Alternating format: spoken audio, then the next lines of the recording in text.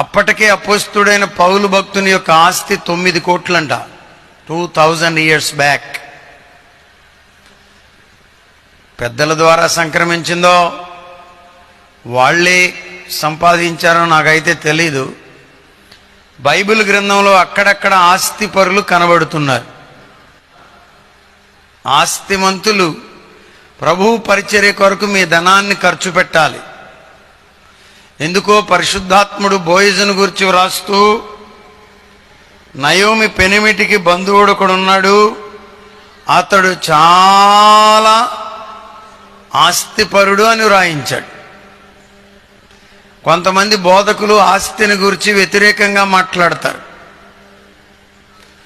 దురదృష్టవశాత్తు వ్యతిరేకంగా మాట్లాడే వాళ్ళందరూ కోట్లు కూడబెడుతున్నారు. పైకి మాత్రం వ్యతిరేకంగా మాట్లాడతారు, కానీ లోపల మాత్రం చాలా కూడబెట్టే పరిస్థితులు ఉన్నాయి. ఉన్నదంతా జిమ్మేసి, ఉన్నదంతా ప్రభు కొరకు ఖర్చు పెట్టేసి, ప్రభు దగ్గరకు పరిగెత్తినటువంటి దైవజనుల్లో ఒక దైవజనుడు రాజుబాబాయ్ గారు. నాకు డబ్బులు లేవు, జబ్బులు లేవు అన్నారు నాన్నగారు.